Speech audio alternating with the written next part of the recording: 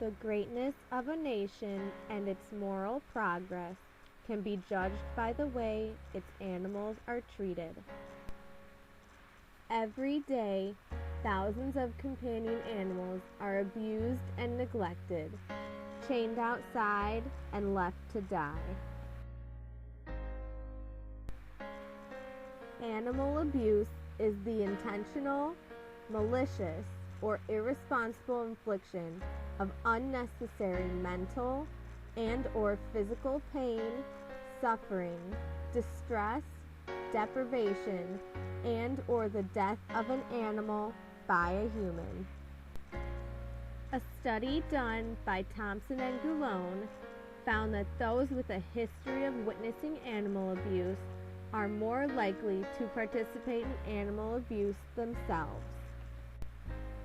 An additional study done by Henry found that men and women differentiate between abuse and neglect, but both are very serious.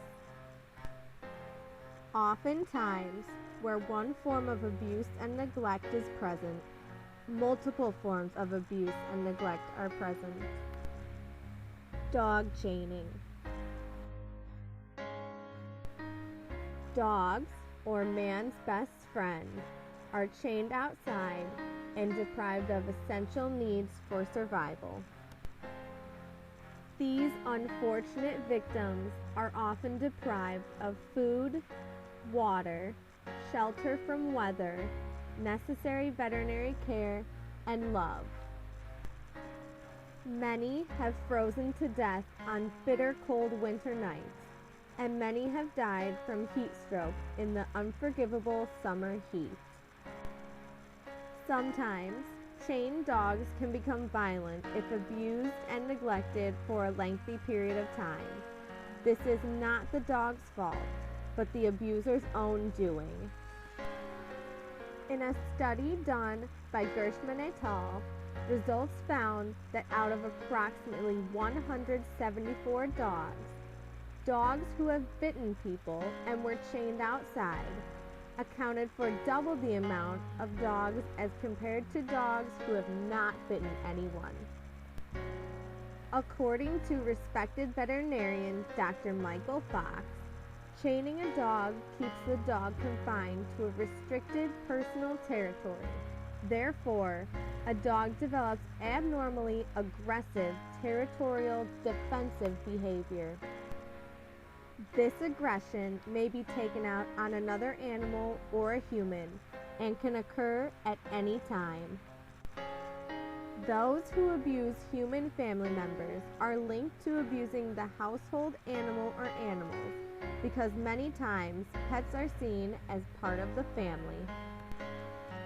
Dogs left chained outside also risk being further abused by individuals passing by. In September 2007, a chained dog was beaten with a shovel, doused with lighter fluid, and set on fire by a person walking by in Montgomery, Alabama.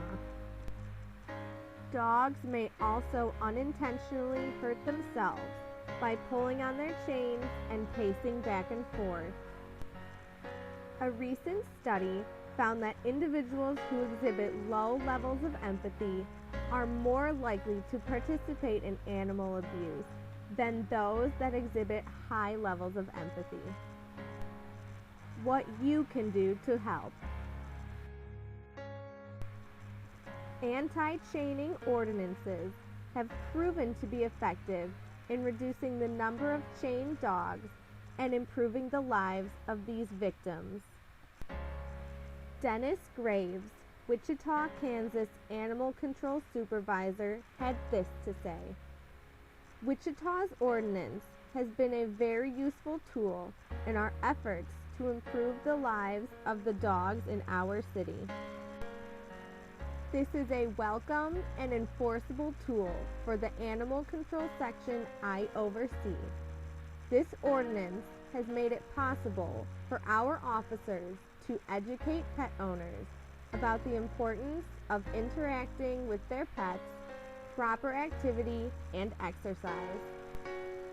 It has also given us the ability and the teeth to prosecute those individuals that refuse to comply.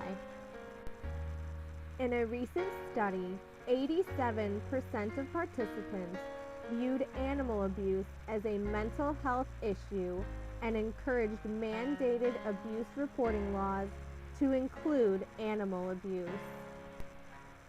Chained dogs have to endure an unnaturally lonely life. It is like a sentence of solitary confinement for life. If you see animal abuse, there are 3 steps to take. 1. Find out which agency is responsible for investigating and enforcing animal cruelty cases near you. If the animal needs immediate attention, call authorities immediately. 2. Gather evidence. Provide authorities with a precise, factual written statement highlighting key points. 3. Pursue your case. Persistence can save a life. If there is no action taken by authorities, contact local news and media. Make the case known. These animals are depending on you to be strong and take action. You can make a difference.